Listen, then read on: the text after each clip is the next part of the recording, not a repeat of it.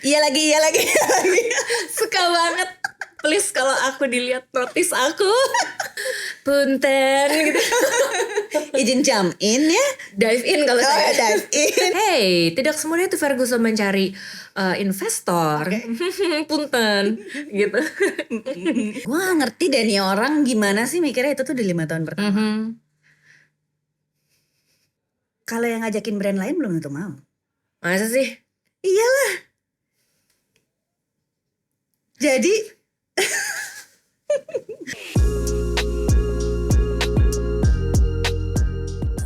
Assalamualaikum warahmatullahi wabarakatuh. Selamat datang di The Power of Modest Talk. Saya Hana Farid dan sekarang di episode kali ini kita akan undang salah satu brand yang udah lama banget dan aku pasti yakin teman-teman di sana pasti punya minimal satu punya produknya ini, yaitu produk dari Cotton Ink. Dan sekarang kita langsung undang Ria Sarwono. Halo. Assalamualaikum. Wah. Waalaikumsalam. Karlinnya kemana? Karlinnya stay di kantor. Karlinnya bertugas di kantor. Kita culik Rianya di sini.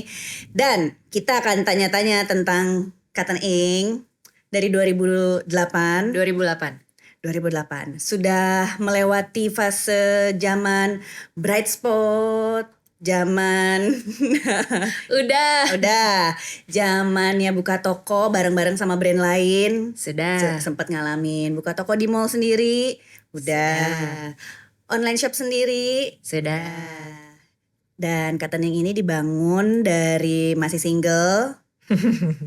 Menikah, beranak 1, beranak 2, beranak 3, dua-duanya, dan katanya saling melempar tantrum. Betul. Jadi Cotton Ink ini kalau bisa ngomong nih baju-baju, kayaknya udah ngomongin ini kayaknya emak gue lagi marah-marah nih gitu. Gitu, kira-kira gitu. Ya. Seru lah pokoknya kalau punya partner sesama, ya maksudnya kayak partneran. Aku kan sama Karlin kan temenan dari SMP. Kita tuh SMP bareng. Sekolah bareng. Jadi kenalnya pas di SMP itu, terus temenan di SMA, kuliah kita misah. Karlin sempet kuliah di Malaysia waktu itu, tapi dia nggak betah. Jadi dia balik ke Jakarta, ke Indonesia, terus dia masuk Lasal. Tapi kalau aku dari dulu memang di Jakarta aja. Gitu. Jadi yang sekolah fashion sebenarnya Karlin. Kalau aku memang dari dulu tuh desain grafis, desain komunikasi visual. Cuma memang waktu itu sempet kayak kabur sebentar, kayak pamitnya sama bapak aku kayak aku mau summer course gitu. Terus summer course ke? Summer course waktu itu di London College of Fashion. Sebenarnya kalau dipersingkat programnya itu hanya 2 minggu, tapi requestnya 3 bulan. Gitu usaha. Ya kan, tapi ternyata emang kayaknya aku nggak cocok deh gitu maksudnya untuk tinggal di luar negeri. Jadi akhirnya kayak I think it's the best decision. 3 bulan tuh menurut aku maksimal. Aku belajar di sana ya sambil main-main dan aku mendapatkan me time yang cukup. Sampai akhirnya aku balik lagi ke Jakarta. Ya udah, since then ya aku bekerja terus kemudian berkeluarga gitu-gitu dan segala macam. Dan akhirnya membangun si Cotton Ink tadi. Betul. Oke. Jadi sebenarnya udah ada kedekatan emosional dengan Karlin untuk bisa percaya diri membangun brand. Ini kan kayak anak juga kan? Sebenarnya ini kayak pernikahan sih lebih tepatnya gitu. Jadi kan pas waktu sama Karlin itu kan kita mulai 2008 ya. 2008 itu aku dan Karlin tuh memang mungkin karena umur juga ya. Jadi around 20-21 kita tuh gak ada ekspektasi yang berlebih gitu satu sama lain gitu. Tapi lebih ke seru-seruan aja. Gitu. Terus memang dari awal tuh Karlin yang lebih banyak nge-lead gitu karena dia sangat kreatif gitu ya. Jadi ya aku mensupport lah gitu. Aku lebih kayak Tuturi Handayani gitu. Jadi kayak aku mendukung gitu. Terus tapi aku rasa kolaborasi aku dan Karlin tuh sampai sekarang cukup ya, of course sudah melewati throwing tantrum stage dan segala macamnya.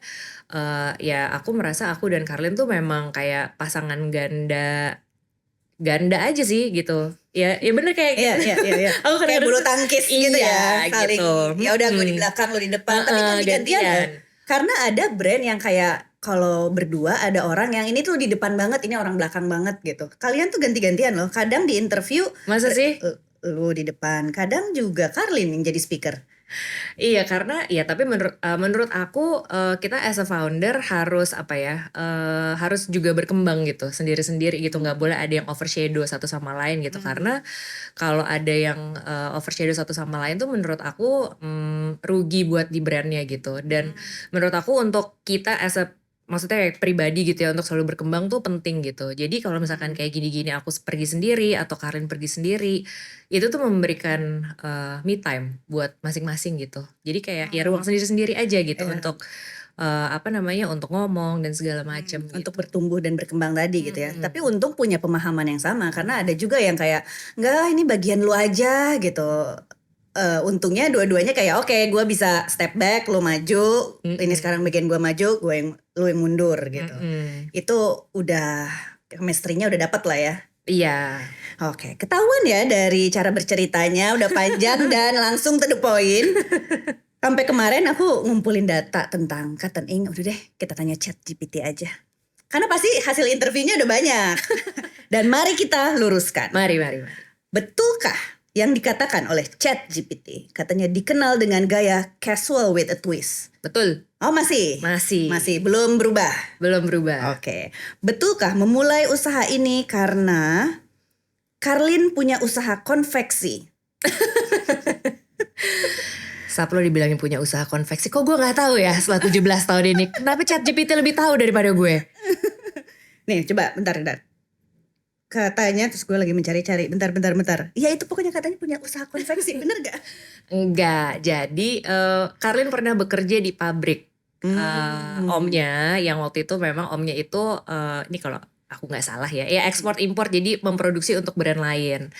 Terus Karlin merasa kayak Karlin tuh suka banget belajar gitu. Dia tuh pengen apa ya, pengen tahu dulu prosesnya sebelum dia benar-benar terjun dan all out di Cotton Ink gitu. Jadi waktu itu dia kayaknya mungkin setahunan kali ya dia kerja di situ. Aku juga masih sambil nyambi-nyambi lah gitu. Kalau aku dulu lebih sporadis lagi gitu. Tapi setelah aku pikir-pikir kita tuh ternyata dari dulu tuh udah diarahkan gitu, udah ada arahnya sendiri-sendiri. Karlin tuh lebih ke production, R&D, bahan segala macem tuh itu jagonya dia deh.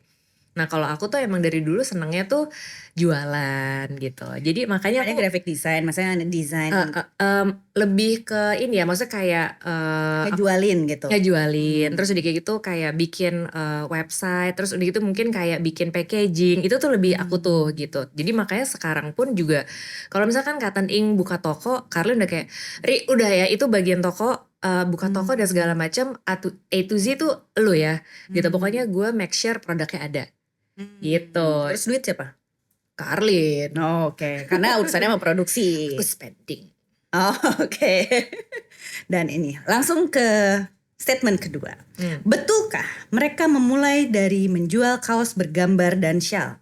Betul. Oh benar. Hebat sekali Kan pintar ChatGPT. ya. Benar ya itu. Benar. Jadi ya si Shell itu waktu itu kayak sebenarnya produk yang pertama tuh adalah si kaos printed t-shirt itu. Terus kita waktu itu bikinnya kayak cuma 24 piece apa ya kalau nggak salah. Terus ingat banget juga kayak pergi ke Bandung gitu temennya ada temen kita gitu kayak lu mau bikin di mana udah sini gue bantuin deh gitu. Coba bikin 24 pieces juga gitu. Terus jualannya juga waktu itu di Facebook dan segala macam.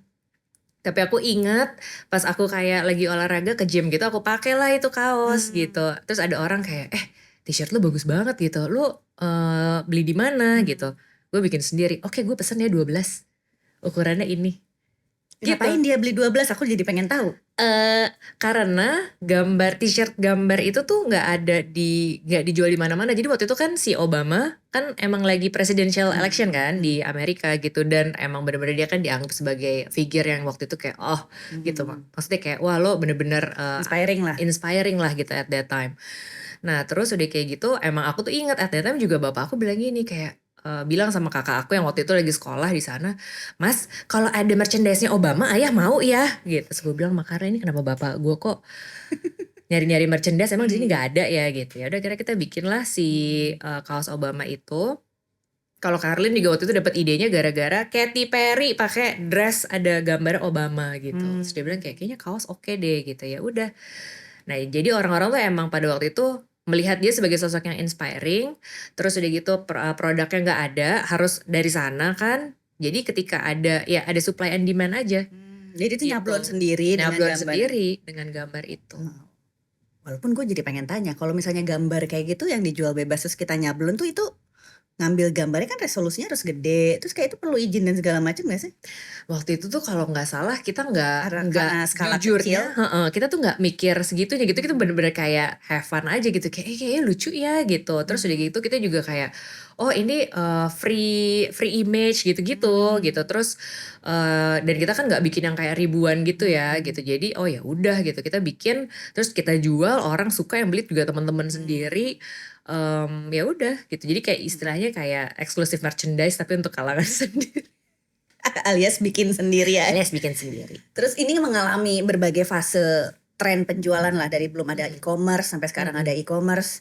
Terus dari yang dulu dari bazar ke bazar, mungkin bright spot ke bright spot. Dulu kan kayaknya gue juga tahu Cotton Ink dari bright spot deh. Siapa yang nggak tahu bright spot? Iya, tapi fase itu ya. Fase itu gitu. Aku sampai sekarang kalau ketemu Mas Anton kayak Pak Bos, sembah sujudku padamu. Karena yang membesarkan Cotton Ink juga. Iya, Dan iya. di Good Step juga gitu ya. Fase-fase paling puncaknya Cotton Ink tuh bisa dibilang pas kapan? Before pandemic, Oh justru before pandemic. 2019. Jadi kalau ada yang bilang Cotton Ink itu populernya ya itu zamannya bright spot.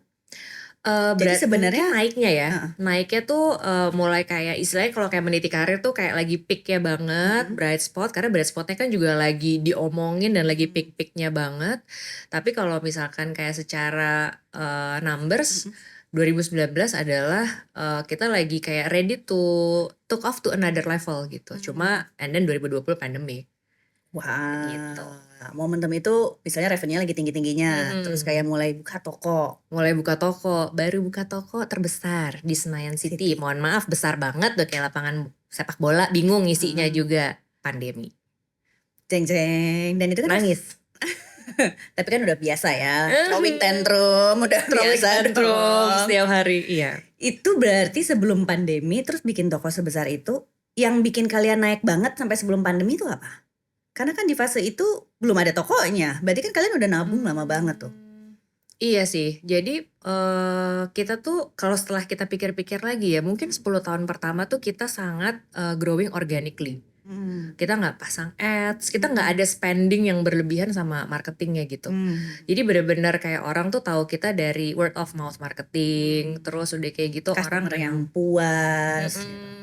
Terus udah kayak gitu kayak early social media lah gitu. Jadi maksudnya kayak, dan ditambah mungkin pemainnya juga belum banyak gitu. Jadi ketika orang mau cari baju kayak ya udah top of mindnya at that time tuh di dekade itu tuh kayak oh Cotton Ink gitu, local brand yang bikin baju lucu gitu. Oh gitu. Jadi ketika kita kayak, dan secara perjalanannya kan juga kayaknya bagus gitu ya, maksudnya kayak dari yang bikin shawl, terus udah kayak gitu ikut-ikut bazar, dari ikut-ikut bazar terus akhirnya punya neighborhood store sendiri. Waktu itu kita buka di Kemang Timur, toko pertama kita tuh. Oh, dan sebelumnya kita sempat buka di EX, tapi EX zaman dulu tahu nggak? Plaza Indonesia Plaza 2. Indonesia, iya gitu. Jadi tuh ada extensionnya Plaza Indonesia, kita sempat buka di situ juga gitu, barengan waktu itu sama Major Minor gitu. Jadi mungkin orang ngeliatnya kayak wah lo hebat ya gitu, maksudnya dari jualan shawl, dari jualan t-shirt, terus udah kayak gitu lo jualan online, terus akhirnya lo bisa buka toko dan segala macam gitu. Jadi kayaknya emang secara story-nya tuh tersusun baik gitu. Dan organically itu 10 tahun itu. Sampai gitu. akhirnya memutuskan kayaknya siap nih buka toko. Itu tanpa bantuan investment. Tanpa bantuan investment sih. Jadi beneran hasil nabungnya sendiri. Oke, terus kan pandemi tuh. Sewa toko kan pasti mesti bayar deposit dan harus setahun gak sih? Kayak punten gitu. Izin jump in ya. Dive in kalau saya. Dive in. Berarti itu langsung bayar DP Senayan City dong. Dan iya deposito. dong, mules dong itu. Bangun toko.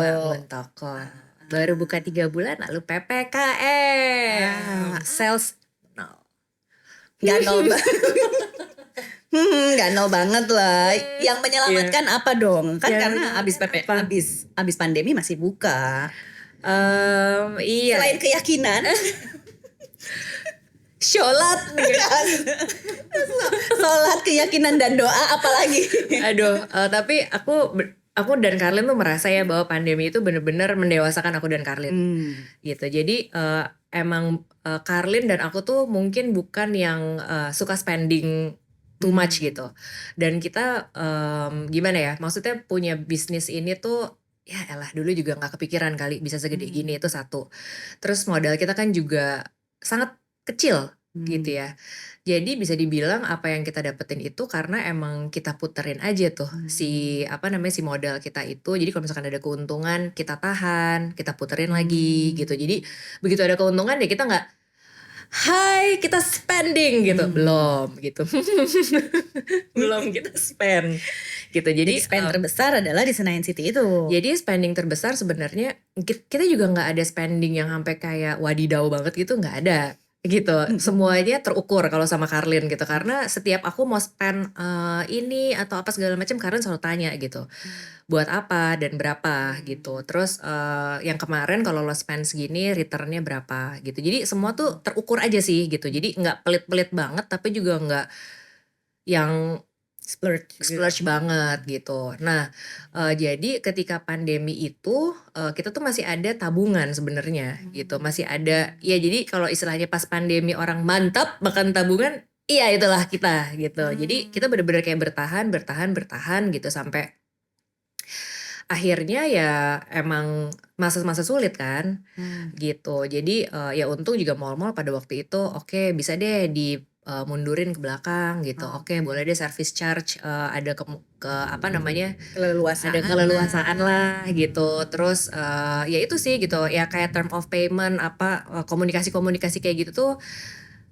membantu gitu. Oke, jadi emang hidup dari dana daruratnya kalian, dari Betul. uang, dari cash flow-nya kalian ya gitu. Walaupun banyak yang bilang pandemi itu adalah fase penjualan terbaik untuk banyak UMKM katanya. Karena banyak yang belanja online. Betul. Nah, jadi setelah kita kayak review, maksudnya apa yang telah kita lewatin gitu ya, kita menyadari, oh kita kayak telat nih jump in ke, jadi pas masa-masa pandemi itu kan marketplace berjaya sekali kan, gitu. Nah, kita tuh telat untuk menyadari itu, gitu. Jadi mungkin kalau banyak brand-brand kecil, jadi istilahnya kayak duluan yang udah terjun online. duluan, kita agak telat satu setengah tahunan mungkin, gitu. Jadi to catch up gap itu tuh agak susah gitu. Aku sangat mengakui itu gitu. Dan aku dan Karlin juga kayak gimana sih kita mau cracking marketplace nih gitu. Sedangkan kayak satu setengah tahun tuh udah gap yang menurut aku wah gila, orang-orang tuh bener-bener fighting spiritnya jualan apa aja deh gitu. Pokoknya ya udah gitu. Ternyata udah beda nih kolamnya gitu. Kalau dulu kan Cotton Ink ya official web store, terus udah kayak gitu ada offline store gitu. Tapi ternyata the next generation tuh orang-orang udah, gue yang penting kalau gak ada deh gitu, apa lo mau gue ada gitu. Pokoknya apa gue ada gue jual gitu. Jadi orang tuh udah lebih adaptif gitu. Sedangkan kita agak telat. Nah, kalian menyadari itu di pas pandemi atau beres pandemi? Atau pas pandemi langsung kayak emang udah punya e-commerce? Kayaknya kayaknya pas pandemi tuh udah ada, cuma kita nggak ngurusin banget lah gitu. Masa nggak ngulik banget gitu. Karena Instagramnya kalian juga jadi lebih lebih menghibur, banyak yang pendek-pendek gitu ya. Kalian kan kayak banyak menunjukkan video-video kayak couplepreneur goal lah gitu. Masa sih? Karena yang bertahan. Bener loh. Iya lagi. Suka banget. Please kalau aku dilihat notice aku. Sebagai couplepreneur gitu.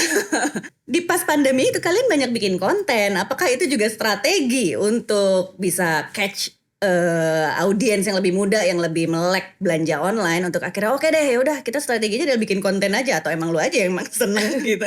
Enggak, karena mungkin kita taunya that way gitu. Kita taunya lewat Instagram gitu. Sedangkan mungkin orang-orang taunya udah mulai, ya gue taunya udah dari marketplace dulu. Jadi makanya mereka udah spend udah invest energi, waktu dan segala macamnya di channel yang beda gitu. Sedangkan si channel ini mungkin lebih cepat, yang ini tuh ya agak organik, agak tersendat-sendat mungkin gitu. Jadi makanya aku bilang tadi kita agak telat menyadari itu gitu. Jadi we need to catch up faster.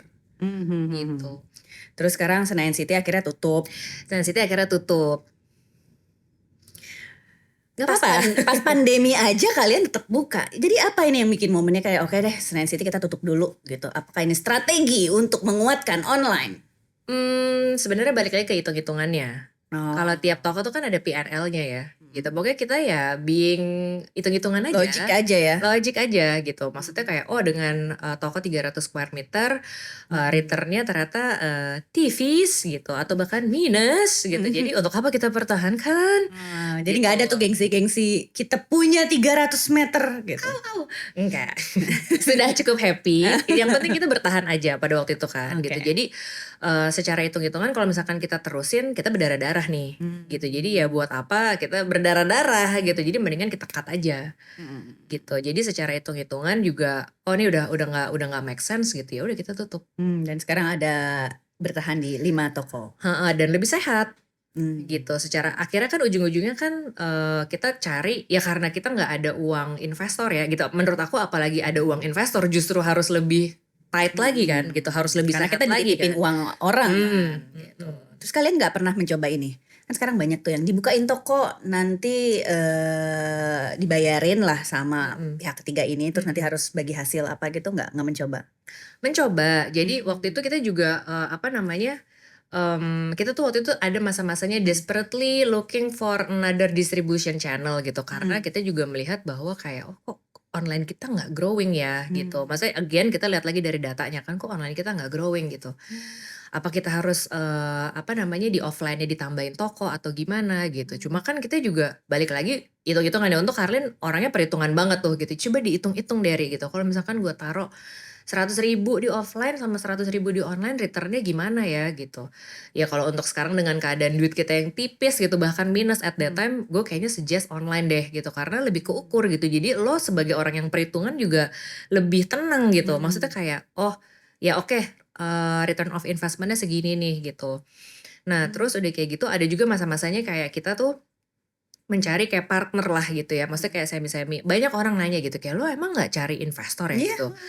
Kan Katani kan udah lama banget gitu. Pasti adalah mau yang invest ke lo gitu. Hey, tidak semuanya itu Ferguson mencari investor. Punten gitu.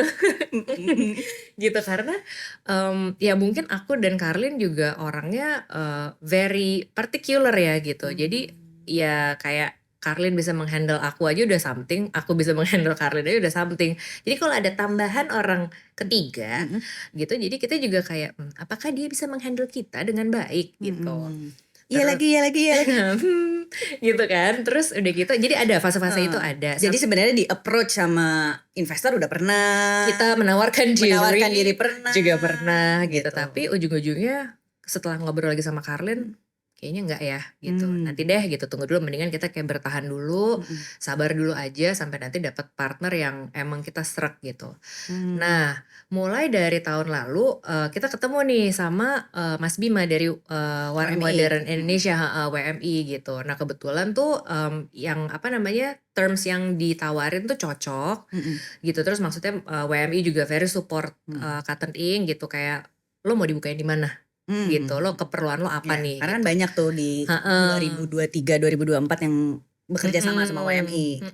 Gitu. Terus udah gitu kita juga lihat kayak Mas kebutuhannya gimana nih gitu. Karena kan kita juga ada tanggung jawabnya kan gitu. Masa lo kerja sama Cotton Ink tapi lo nya gak cuan gitu. Maksudnya ya buat apa gitu. Seenggaknya kan masing-masing harus ya ada win-winnya lah gitu. Oke Mbak gitu, kita coba aja gitu. Maksudnya Ada kayak, tuh? Ada. Oh ada. Jadi ada toko-toko kita yang memang disupport sama WMI gitu. Jadi Mas Bima, terima kasih. Oke. Gitu. Sementara investor yang kayak angel investor itu gak pernah coba? Masalahnya angelnya nemu di mana ya? Angelnya ya cari temen-temennya dong, ibu-ibu sekolahan, suruh patungan buka toko. Halo. Belum ketemu lah ya. Belum ketemu gitu. Aku juga kayak aku tuh sangat selalu nanya gitu sama Karin gitu ya. Sap, kita ini kurang. Sap itu by the way aku memanggil Karin dengan ada nama panggilannya gitu. Jadi Sap, ini nih orang-orang tuh kalau dapat angel investor tuh konsepnya gimana sih? Kok kita kayaknya nggak nemu-nemu ya? Apa sebenarnya kita tuh angelnya? Mungkin kalian angelnya, jadi kalian harus invest dong. Angel investor jadi belum ada, Belum belum ada. ketemu. Jadi buka toko sama WMI lah di support ya. Mm-mm. Bener gak sih dengan suara geluduk-geluduk ini? Duar. Benar gak? Katanya kalau buka toko itu mengurangi cuan ketika buka bazar. Hey, siapa bilang? Ada temen yang bilang, tapi itu berlaku nggak buat Cotton Ink? Mungkin kita kebiasaan mainnya long term game kali ya. Oh, oke. Gitu. Jadi kalau misalkan kita buka toko itu kan kayak mall gitu kan minimal banget tuh 3 tahun gitu. Mm-mm. Jadi forecasting minimal tuh 3 tahun gitu. Jadi Hmm. kita memang mungkin nggak terbiasa yang short term game gitu. Maksudnya masa kita tuh di kayak bazar brand spot gitu tuh sudah lewat gitu. Jadi waktu itu kita juga pernah kayak coba bazar apa segala macam tapi bukan game kita lagi. Oke, berarti Gitu. betul dong. Berarti Apanya? itu memvalidasi dong. Ketika buka toko, ikutan bazar jadinya penjualannya nggak Oh terlalu iya tinggi. ya, nggak terlalu jadi tinggi karena kan kita udah easy karena to udah ada. access. Jadi emang itu juga yang harus dipertimbangkan dong sama brand yang misalnya jualannya cuannya di bazar. Hati-hati, nanti kalau buka toko, lu pas bazar nggak akan sebagus itu lagi. Karena itu sudah dialamin sama Cotton Ink. Betul. Oke. Jadi ketika sudah buka toko, next game-nya adalah buka toko lagi, bukan lagi di bazar gitu. Balik lagi ke hitung-hitungannya gitu. Kalau ada kok kita juga ada kayak bazar-bazar yang justru sekarang kayak yang kita kira tuh nggak seksi gitu ya gitu. Tapi ternyata secara numbersnya tuh seksi banget gitu. Jadi kayak misalkan ada mall-mall tertentu yang kayak apa namanya second tier city gitu. Kalau misalkan kita bikin kayak bazar 2 minggu gitu, terus udah gitu mungkin ada mall-mall perkantoran gitu-gitu. Jadi emang udah game-nya udah beda nih. Gitu. Tapi kalau kayak gitu kalian masih ikutan? Very selektif. Paham. Gitu karena kebanyakan kalau di Cotton Ink mungkin orang juga nggak nyari Cotton Ink di bazar gitu. Orang nyarinya ya udah gue kalau mau beli Cotton Ink di toko. Oh, oke. Gitu. Oke. Bocoran dong. Jadi sekarang Cotton Ink, bener gak? Cotton Ink itu brand Jaksel banget. Jadi audiensnya yang beli orang Jaksel. Gak kelewat sana. Gak ngelewatin itu gitu. Atau berubah? Sebenarnya kalau dilihat dari area sales per area ya, itu Jabodetabek nomor 1. Cuma karena memang PIM itu memang leading. Gitu. Jadi kalau misalkan dibagi per area lagi, jadi Jaksel tuh kayak gendut banget gitu. Tapi setelah kita lihat-lihat, oh ya ini just because karena PIM-nya leading banget nih gitu. Tapi sebenarnya kalau dilihat dipretelin lagi nih Jabodetabek dan apa segala macam, kita kan juga perhatiin tuh kayak growth-nya tuh per area tuh bagusan yang mana gitu. Ada area-area kecil tuh yang kayak growing-nya tuh double digit gitu. Jadi mungkin memang gayanya tuh apa namanya? Mungkin bener sih gitu, mungkin kayak ada kejakselannya tersendiri gitu. Tapi kalau misalkan kayak dilihat dari sales per area dan growth per areanya gitu, sebenarnya nggak gitu. Apa sih second city-nya kalian apa selain Bandung? Oh, kebaca. Ketiga apa? Jogja lagi. Ketiga enggak. Ketiga tuh Tangsel. itu kan Jabodetabek, Bandung. Lupa lagi. Kayaknya Surabaya deh, karena mungkin kita udah ada toko di Surabaya ya. Jadi emang big city aja ya kalian. Big city. Oke. Gitu. Oke, dan Cotton Ink juga sudah berkali-kali berkolaborasi dengan brand mode sama IKYK. IKYK, Ria Miranda, kami, Nada Puspita gitu. Awal mulanya sama IKYK? Enggak. Ria. Diajakin sama Uni waktu itu. Uni yang email aku. Uni ya. Aku sampai kayak bergetar. Wah, bener. Iya, dia email aku. Terus aku sampai kayak apa namanya? Iya, bener-bener kayak sangat very humble person gitu. Dia bilang kayak dia Ria gitu, kenalin aku Ria Miranda gitu. Aku tertarik sekali untuk kolaborasi sama Cotton Ink. Aku langsung ya Carmen. Langsung Ria Miranda tahu nggak? terus langsung oke deh gitu. Oke, langsung Dan langsung emang bagus banget kan. Iya. Ya bagus banget lah, makanya ada koleksi yang kedua, ketiga, keempat gitu. Kedua. Yang sama-sama brand-brand yang Oh, lain. iya. Berarti itu selalu, apakah sudah menjadi template kalian kalau setiap Ramadan collab sama brand mode? Sebenarnya enggak. Jadi kita tuh menemukan thanks to Ria Miranda juga gitu. Karena kita banyak belajar dari kolaborasi sama Ria Miranda gitu. Kita benar-benar lihat dunia yang baru gitu. Jadi mungkin pas waktu itu mungkin to validate kejakselannya itu ya gitu. Mungkin kita lebih gayanya tuh big city aja gitu sebenarnya gitu. Cuma yang bisa relate sama gaya kita tuh adalah anak-anak Jaksel gitu mungkin ya gitu at that time. Karena kan kenapa bisa kayak gitu? Karena ya setelah aku pikir-pikir ya dulu Beratspot juga paling jauh mainnya Jakarta Pusat. Terus udah kayak gitu kita buka toko juga milihnya juga Jakarta paling jauh Plaza Senayan waktu itu. Abis PIM Dan IX Plaza juga Senayan Jakarta dulu, Pusat. gitu. Jadi maksudnya emang kita main-mainnya di situ gitu. Jadi kalau dibilang brand Jaksel sebenarnya ada benernya juga karena ya kita main-mainnya situ-situ aja gitu. Nah ketika kita kolaborasi sama Ria Miranda kita lihat tuh gitu, halo ternyata market tuh kayak sangat besar sekali gitu. Maksudnya kayak Indonesian wide gitu ya. Maksudnya kayak dan Ria Miranda kan bisa meng-cater marketnya tuh dengan sangat baik gitu. Jadi kita benar-benar lihat tuh gitu. Kita juga ngelihat kayak community, modest community itu sangat berkembang juga awalnya dari Ria Miranda gitu. Jadi itu kayak dibukain mata, hello, jualan itu nggak cuma di Jaksel aja gitu. Terus Gitu. Halo gitu kalau tiap lebaran gitu. This is modest fashion, it's really happening loh right now gitu kayak wah gitu. tahun berapa sih itu sama Ria pertama? Iya lebaran tahun berapa ya? 2019 apa? 2019. Bagaimana ChatGPT sebenarnya? Kayaknya dari sebelumnya deh, sebelum Apa, pandemi 2000 nggak sih? Iya sebelum Sebelum pandemi pandemi. sih 2018 Bisa 18 atau 19. no mungkin 2017 deh kalau nggak salah. Dan Gitu. udah berkali-kali tuh apa pembelajaran berharga setelah collab sama Modest? Oh ternyata ada treatment yang berbeda ya kalau sama Modest ini harus Sarimbit. sarimbit. Pembelajaran kedua ternyata kolaborasi sama Modest itu harus Print. Oh, cakep nih. Ternyata kolaborasi sama Modest itu harus. Ayo jawaban ketiga. Ayo sampai ada 5 ini. Apa ya? Misalnya harus warnanya Pastel. oh pastel. Oke. Kolaborasi sama Modest ternyata harus 4. Apalagi? Apa? Misalnya harus meriah. Harus ada ini nggak? Apa? Aksen-aksen nggak juga? Enggak juga loh sebenarnya. Harus menutupi pantat. Harus menutupi pantat. Benar. Harus panjang bawahnya. Oversize. Oh harus oversize. Oke. Size adalah kunci sih menurut aku ya.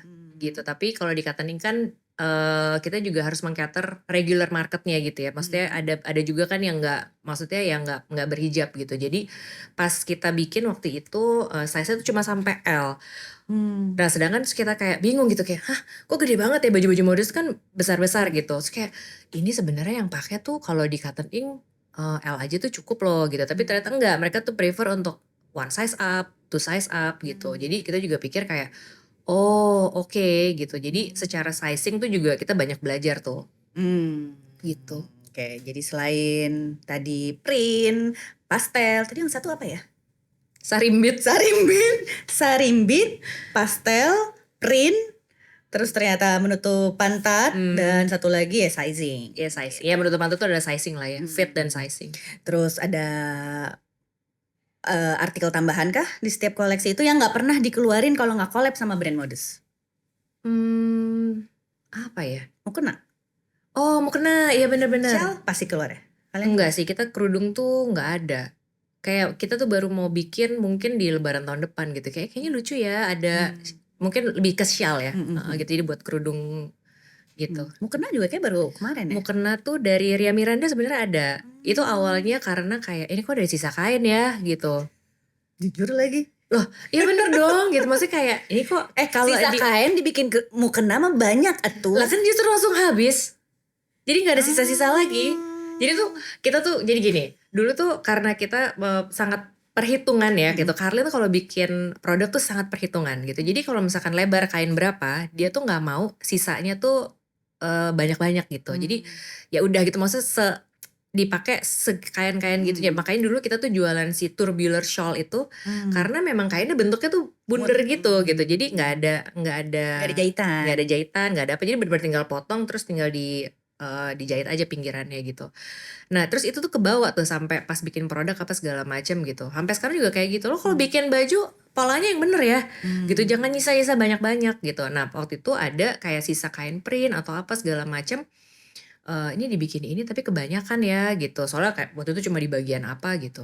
Yaudah deh, apa mau bikin mukena aja. Si Ria nih, mukena aja Hmm. gimana? Mukena Ri, tapi kan kita bukan brand ini ya Modest. gitu. Gimana gitu. Ya tapi kan maksudnya waktu itu kan ada seasonnya Hmm. gitu. Ya udah kita coba aja, toh juga nggak banyak-banyak banget kok gitu. Hmm. Kita bukan yang bikin kayak ribuan gitu, Hmm. juga enggak gitu. Jadi ya udah win-win lah. Kain Hmm. habis, terus udah kayak gitu nggak nyampah juga nggak terlalu Hmm. banyak. Ya udah bisa dijual juga. Hmm. Dan oke, jadi mukena yang langsung kayak berapa meter habis, berapa meter habis gitu. Yang nggak bisa dilakuin ketika lu collab sama brand Modest, apa yang biasanya lu lakuin? Ya ini nih biasanya laku nih, tapi begitu collab sama brand Modest ini nggak laku.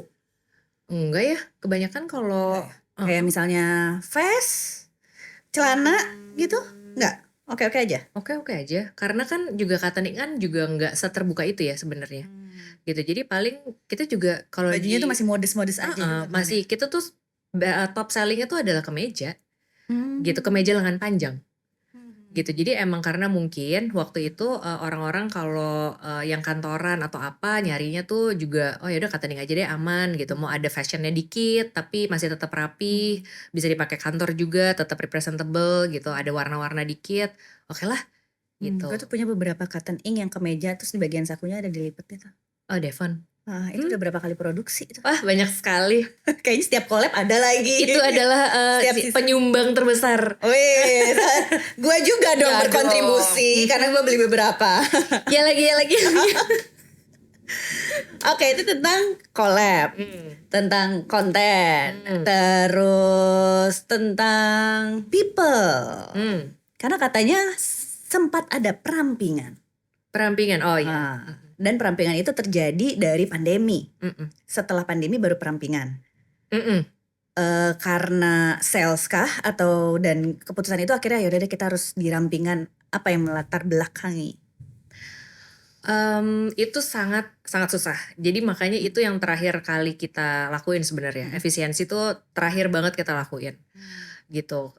Karena again ya in order untuk bertahan kita harus diet. Diet orang, diet gaji gitu ya. Diet pengeluaran gitu. As simple as that sih. Aku rasa juga kalau setelah milihnya tuh gimana? kita lihat dari Based yang on? paling besar ya.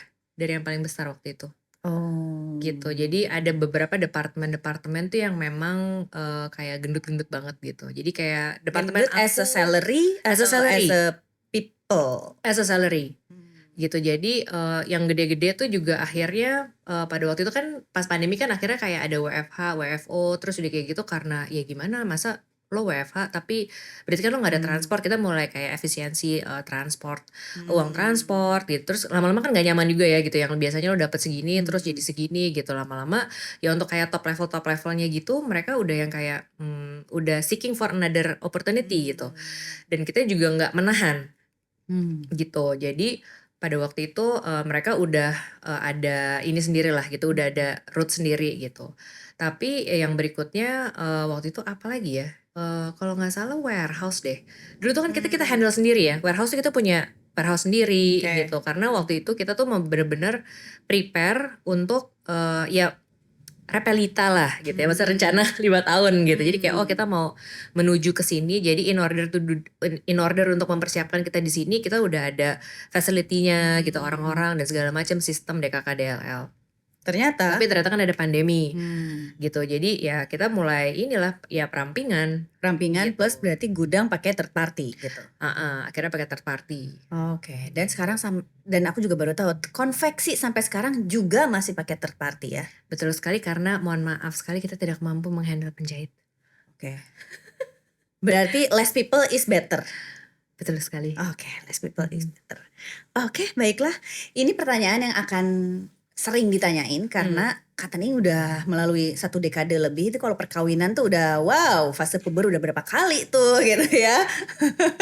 Wow. Iya kan, dari single sampai anak 3 gitu.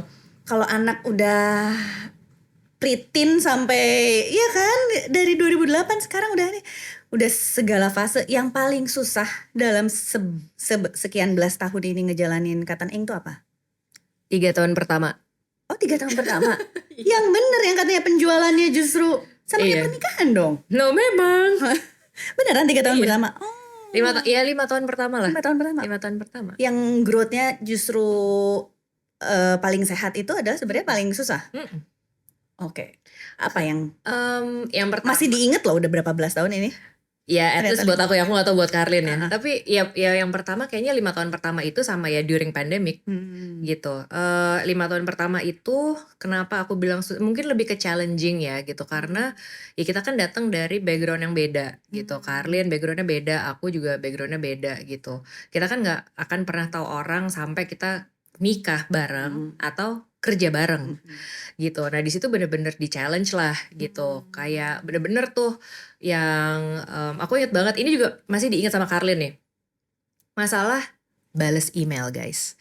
Jadi suatu hari dia telepon aku, Ri kenapa dibalesnya dari atas emailnya, kenapa gak dari bawah? Oh jadi kalau udah reply banyak lo harusnya balas dari bawah. Betul. Oh oke. Gitu, karena kan dia order duluan. Sebenarnya logikanya masuk. Tapi kalau aku cuma mikirnya kayak ya kan yang penting nanti gue balas sampai bawah. Gitu. Jadi kayak perbedaan pola pikir. Itu satu. Terus udah gitu kayak masalah komunikasi juga gitu. Kayak Karlin tuh very outspoken gitu. Jadi sedangkan aku mungkin tuh lebih yang kayak chill aja gitu. Gitu. Jadi kayak gitu-gitu tuh gesrek banget gitu. Sempet yang kayak apa namanya ya catfight dan segala macam tuh 5 tahun pertama. Tapi aku bener-bener bersyukur itu di 5 tahun pertama sih. Bisa dilaluin lah ya. Gitu. Aku ingat banget ibunya Karlin cuma bilang kayak gini. Jadi Karlin ngadu ke ibunya, aku juga ngadu ke ibu aku. Terus jadi kayak gitu kayak kalau ibunya Karlin cuma bilang kayak gini, ya kamu tuh kurang orang, capek lah kamu kerja. Bener juga. Gak ada yang bantuin, soalnya cuma berdua kan. Gitu. Terus udah kayak gitu ibuku juga coba bilang kayak gini, Mbak kalau emang kamu udah, mungkin ibuku lebih yang kayak feeling lah ya gitu. Dia bilang gini, Mbak kalau emang kamu udah yakin Karlin itu partner kamu, ya udah terima aja. Dia bilang gitu. Gitu ya. Jadi ya udah. fase nangis-nangis yang kayak gue gak ngerti deh nih orang gimana sih mikirnya itu tuh di 5 tahun pertama. Tapi again ya aku bersyukur itu 5 tahun pertama gitu, karena ya udah abis itu kayaknya pondasinya tuh lebih enak lah gitu, termasuk kayak ngomongin duit apa segala macam gitu-gitu ya. Mungkin juga kita nggak ada ekspektasi sampai gimana, tapi pada waktu itu aku pokoknya ada satu turning point, aku bilang sama Karlin, ya I don't mind kalau misalkan kita harus berantem, tapi at least berantemnya tuh bukan emosi throwing tantrum yang nggak ada solusinya ya. Gitu, itu satu.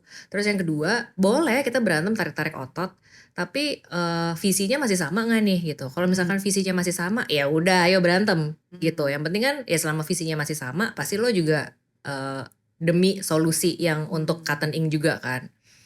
Gitu. Terus apa lagi ya? 3 coba, apalagi? Enggak, udah itu, 2 itu aja sih. 5 tahun pertama tuh. Jadi untuk teman-teman yang baru bikin brand, baru di bawah 5 tahun, ya udah gitu ya, telan-telan aja gitu ya. Tapi ini kan pasti lagi-lagi pola komunikasi gitu ya. Yang paling dipelajari dari cara berkomunikasi ini, pembelajarannya apa? Misalnya kayak, oke, kalau gue lagi ngambek berarti gue harus nggak ngomong dulu gitu. Pastikan makan dulu sebelum ngomong. Kenyang. Harus. Ini udah dikasih makan belum? Ini udah. Masih agak berapi-api nih. Kayak kurang kopi apa kurang pisang goreng nih. Mana pisang goreng ya begitu. Tapi bener sih. Dan Karlin juga akhirnya mengakui itu gitu. Kayak iya mungkin dulu gue tuh kayak udah gampang lagi. Aku lapar. Kayak capek deh lo gitu. Jadi ya pola komunikasi adalah pastikan dalam keadaan. Itu di aku dan Karlin, aku gak tahu kalau orang lain gitu. Tapi kayak pas kita kalau ditanyain kayak gitu, orang tuh benar-benar ketawa. Oh iya ya benar juga ya, ternyata gue tuh marah karena gue lapar gitu. Ini ya statement lo ini akan membuat para ahli komunikasi patah hati. Apa kunci komunikasi yang baik? Perut kenyang gitu. Deng deng. Coba yang lebih ahli komunikasi. Saya bukan ahlinya. Bukan ahlinya. Mohon maaf, saya tidak ahli. Tapi kayak ada gak sih, kan kita suka diajarin nih anak-anak kita kayak iMessage, aku merasa kalau kamu ngomong sedikit keras hingga aku merasa aku Bah. tersinggung. Gak ada itu kayak gitu. Gak ada. Atau gak kayak, Karlin aku gak bisa ngomong, aku mau nulis dulu. Karlin, omonganmu kemarin menyakiti hati aku gitu. Oh, tentu tidak. Gak ada Nggak, gitu. nggak.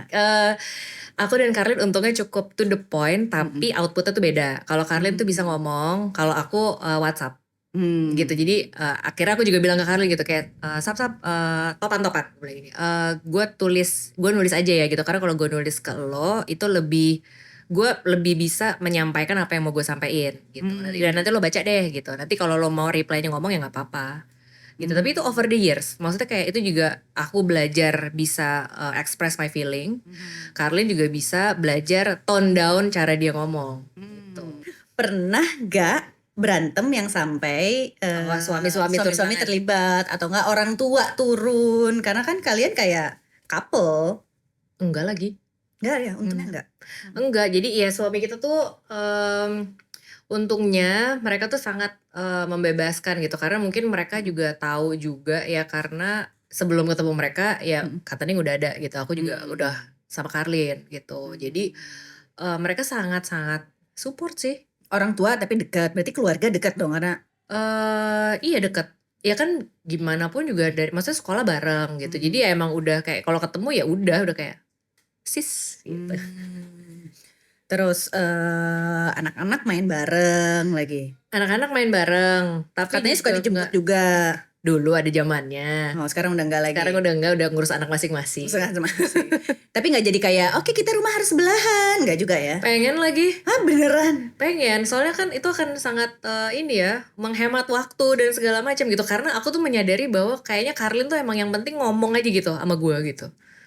Jadi kayak yang penting tuh dia kayak rilisnya dia tuh kayak perlu ngomong gitu.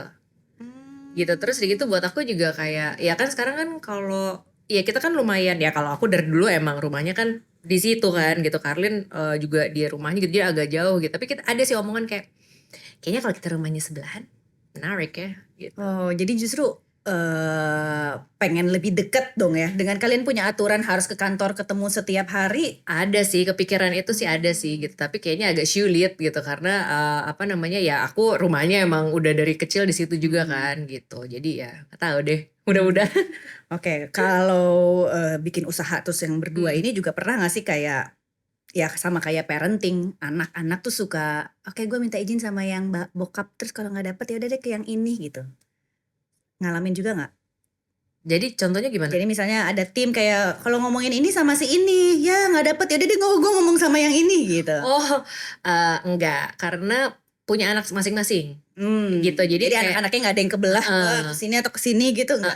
Gitu terus udah gitu, dan anak-anak kita juga nggak ada yang kayak katanya Kak Karlin kayak gini aja Kak gitu begini, nggak ada yang misu-misu kayak gitu, nggak gitu. Anak-anak kita juga sebaliknya juga nggak kayak gitu, jadi dia udah masing-masing aja. Terus kalian berdua parenting ke timnya tipe yang kayak gimana? Tipe yang satu bad cop, good cop, atau wah gimana ya, aku nggak tahu sih, itu mungkin harus ditanya ke anak-anak aku di kantor sih gitu. yang galak siapa? Karlin lah. Sorry, udah ketemu ya yang tegas, yang paling perhitungan. Sorry, biasanya tapi kamu buntutnya memang galak. yang paling galak. Emang ya paling galak. Ya mungkin karena lebih outspoken gitu. Mungkin kalau aku kan lebih yang kayak diem-diem aja, tapi kayak hey gitu. Kalau udah mentok banget kayak Terus ada nggak yang kayak ini tim lagi nyebelin nih, aduh kalau sama gue pasti dia kayak banyak ngelesnya deh, lu aja deh Karlin yang turun karena kan lu galak, lu pasti ditakutin gitu. enggak, karena anaknya satu masing-masing. Oh jadi karena kepisah itu ya. Oh mungkin itu juga kuncinya adalah ketika punya tim pastikan gak report ke dua orang gitu. Jadi harus terpisah ya. Oke, sebagai penutup gue mau tanya ini, campaign terakhir yang ke Al-Ula, meriah karena seru banget kelihatannya. Dan itu ternyata tadi tim yang berangkat cuma 3 orang ya. Jadi aku Karlin fotografer.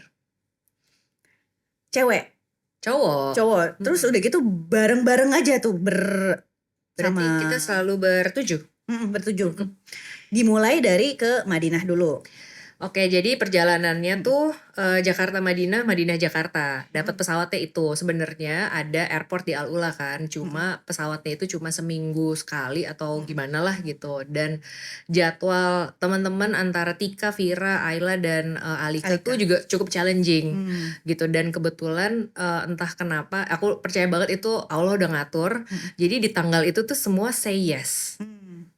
Bisa gitu, dan termasuk juga Alika yang udah nyampe duluan untuk umroh bareng keluarganya, say yes juga gitu. Bahkan Alika bilang kayak, aku nanti nyusul, aku nanti berangkat sendiri, aku terbang sendiri gitu. Diboyonglah suami dan anaknya, dan bapaknya pun nemenin gitu. Jadi aku kayak, wah gitu, aku udah gak ngerti kalau itu bukan campur tangan Allah, kayaknya gak mungkin deh gitu. Terus dari Madinah itu kita naik mobil ke Al Ula. Oke, Gitu. ya 4 jam naik mobil ke Al Ula, nginep di Al Ula, Nginep di Al foto-foto Ula, lah di Al Ula. foto-foto 2 hari, terus udah gitu balik lagi ke Madinah. Terus udah gitu di tengah-tengah itu Vira Tandia berusaha untuk kayak, kita kayaknya keburu ya kalau ke Mekah. Oh, di hari ketiga tuh. Di hari terakhir, di hari Di hari pas kita keempatnya? pulang. Hari kelima. Jadi Hari kan kelima. jadi kan tanggal 6 perjalanan. Tanggal 7, 8 foto. 7 subuh tuh kita nyampe Al Ula. Itu aku masih sempet reki dulu, cek-cek apa segala macam. 8-9 kita tuh foto lah di situ. 8-9 kita foto. Terus 10 subuh itu kita udah jalan ke Madinah. Jalan ke Madinah, terus udah kayak gitu aku ini aku kalau nggak salah ya, karena udah saking full packnya jadi aku juga lupa. Jadi kita jalan jam 5 dari Al Ula, jam 9 sampai Madinah. Terus udah kayak gitu kita ya sholat dulu apa segala macam, ke Mekah. Alhamdulillah akhirnya keburu umroh. Terus balik lagi sampai Madinah. Naik kereta. Nah, naik kereta udah sampai Madinah tuh mungkin jam 9 atau jam berapa malam gitu. Jam 2 paginya udah pulang ke Jakarta. Berarti itu kalian dari Madinah ke Mekah tanpa mutawif, tanpa ada pembimbing. Untungnya yang ngebimbing semuanya udah pada pernah umroh. Ayla belum. Jadi kesana dengan bismillah niatnya belajar sendiri. Gak ada mutawif kan ini berarti? Ditemenin sih, tapi Dapat mutawif gitu dari sana. ada dia nemenin, tapi pas pada prakteknya tuh di sana kita bener-bener kayak kepisah dari mutawifnya. Ya karena kan pas kita lagi apa namanya pas lagi tawaf itu terus kepotong asar dulu. Jadi udah kayak wah terus akhirnya kita ya udah deh Pak Ustadz, mohon maaf kita sendiri aja. Pokoknya nanti kita ketemuan di sini jam segini gitu. Ya udah. Jadi pas tawaf kayak cirambai aja gitu ya, wah gitu, karena aku juga baru dari sana kan bulan Desember. Emang makanya kalau ke sana tuh harus dijaga. Aku tuh bener-bener kayak kayaknya tuh aku ngomong, even dalam hati aku ngomong kayak mau ke Arab bawa Karlin. Dibalikin secepat itu. Sama Karlin. Desember baru umroh sama keluarga. Terus balik kemarin tuh campaign berarti Februari. Februari, iya. Terus Karlin nyobain lah sampai Madinah kan Karlin sampai Madinah. Terus udah gitu kalian ngerasain tawaf sendiri, kebayang nih cewek-cewek loh. Cewek-cewek. Terus udah gitu kita pokoknya bilang, tapi aku juga udah niatnya kayak aku nganterin Ayla gitu. Karena Ayla waktu itu sempet mau umroh tapi nggak bisa, cancel atau apa, pandemi atau apa gitu. Iya gitu. Jadi kayak ya udah kita anterin ke sana umroh terus balik lagi ke Madinah dengan tim yang hanya bertujuh itu. Gak mungkin semua benefitnya itu ya tentunya tanpa izin Allah. Dan gak mungkin si influencer top ini bisa pergi dengan tanpa stylist, dengan jadwal. Itu gak mungkin bisa pergi tanpa stylist kecuali kedekatan kalian dengan mereka gitu ya. Iya sih, itu emang bener-bener kayak the best investment in life tuh menurut aku emang temen sih. Friends gitu, maksudnya kayak those connection gitu. Jadi makanya ya kita baik-baik deh sama teman-teman kita gitu, karena susah banget gitu untuk earning sampai bisa dipercaya sampai segitu deketnya tuh susah banget gitu. Jadi I really appreciate kayak teman-teman aku tuh yang kayak very being supportive gitu. Jadi kayak wah ya kalau dilihat lagi perjalanannya kayak sampai sekarang tuh kita kalau di grup tuh ngomongin kayak dia udah bener ya gitu, kayak itu 24 jam gitu tuh melek loh, kayak udah dari Al Ula ke Madinah. Terus gitu juga karena tadi rencananya tuh aku bilang sama aku bilang sama mereka berempat gitu, ini sebenarnya kita keburu kalau mau umroh, cuma agak tercepot-cepot nih gitu, tapi kalau mau diniatin ayo gitu. Cuma kita nggak dapet Raudah ya, gitu. Terus Vira bilang kayak, iya deh aku kayaknya aku mau umroh aja gitu. Terus Ayla tuh nggak bilang apa-apa gitu. Terus baru dia kayak bilang, iya aku ini boleh gak sih ngarep gitu, karena aku tuh juga hampir berangkat gitu. Terus ya udah kita fokusin aja deh gitu. Ya udah. Last minute aku minta dibantuin pesan tiket apa segala macem. Ya udah lancar banget aja gitu, kayak lancar banget aja, kayak nggak ada apa-apa. Iya, karena aku yakin Alika, Vita, Tika, Vira. Vira sama Ayla. Kalau yang ngajakin brand lain belum tentu mau. Masa sih? Iyalah. Jadi sombong. Udah berapa lama kenal mereka berarti? Karena berarti itu adalah sebuah koneksi dan investment yang mau lagi mereka. Kan tadi juga cerita kan, ada yang mau gak ke Aula? Mau, semua dengan semangat. Karena gue yakin itu kalau yang ngajakin bukan Cotton Ink, belum tentu mereka akan semudah itu. Pasti kayak langsung, oke, rate gue segini, gue mau ngajak asisten gue mau ini, gue mau Tapi ini. kita profesional loh.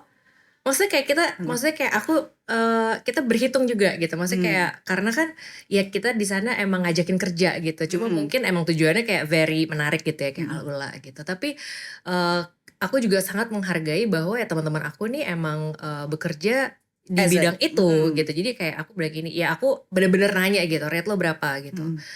Terus udah gitu aku nanya, kalau misalkan segini gimana gitu, gue support ini dan ini gitu, lo keberatan gak gitu. Enggak, oke cus. Oh ya udah. Gitu, karena kan aku ada budget juga gitu, as a brand aku tuh ada budget gitu. Jadi ya kalau misalkan emang masuk budget, terus udah kayak gitu, teman-teman aku juga aku juga nggak mau mereka nanti misuh-misuh gitu, karena capek banget loh. Mungkin kelihatannya kayak Alula gitu, tapi kayak gitu. Jadi mukanya semua pengen gue jadiin stiker deh. Kayak, boleh ditanya sama Vira Tandi ya, yang dia make up sendiri luar biasa. Tika juga kayak gitu. Ayla juga, bahkan kayak di grup tuh kayak, aku nanti boleh pakai kayak gini, stylingnya gini boleh nggak gitu, aku kayak gini gimana stylingnya gitu, kayak gini. Mereka sangat helpful gitu. Jadi aku juga, the least that I can do untuk appreciate mereka adalah ya dengan ya menghargai apa yang mereka kerjakan. Gitu. Oke, sebagai penutup, one of the biggest investment in building the brand apalah? Teman. Kedua partner, support system. Apalagi ya? Uang lah. Doa dan restu orang tua sih menurut aku. Oke, doa. Ada penutup untuk doa dan restu orang tua juga suami? Nggak ada, tapi aku bener-bener makin kesini aku ngerasain bahwa ya aku dan Karlin bisa sampai di sini tuh kalau nggak ibu aku dan ibunya Karlin doa sampai kayak apa ya, kita nggak kayak gini sih. Berarti kita juga harus kayak gitu sama anak-anak kita. Betul. Oke. Thank you Ria. Sebagai penutup yang manisnya, sukses terus buat Cotton Ink. Amin. Undang-undang kita kalau launching lagi, jangan lupa kirim-kirim produknya. Buat episode ini boleh ya? Boleh. Oke, thank you teman-teman. Jangan lupa subscribe dan mohon maaf kalau ada salah-salah kata. Kita ketemu di episode selanjutnya. Wassalamualaikum warahmatullahi wabarakatuh.